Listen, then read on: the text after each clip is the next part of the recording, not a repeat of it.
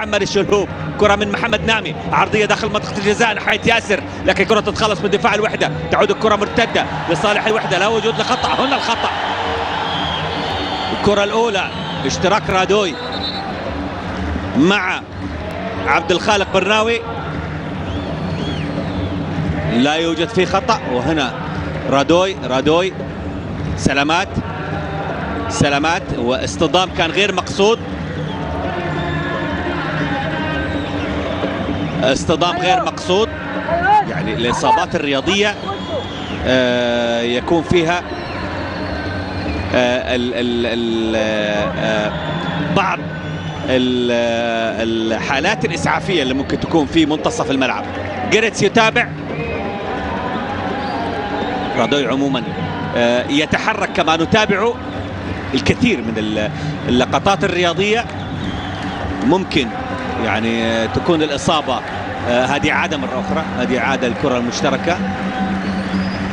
هي اللقطة الأولى، هذا الاصطدام،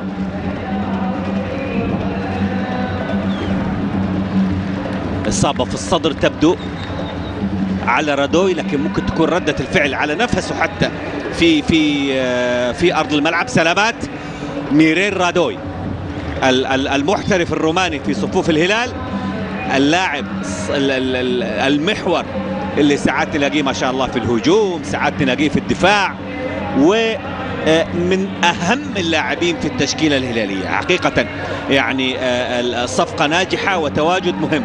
هنا الإصابة،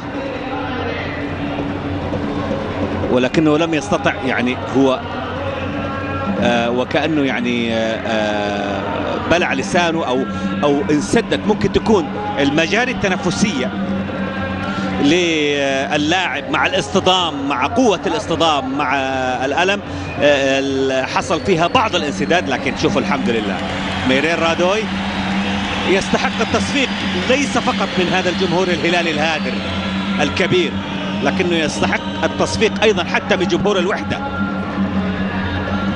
ميرير رادوي من الأسماء المهمة. شوفوا فعلا عانى من اختراق.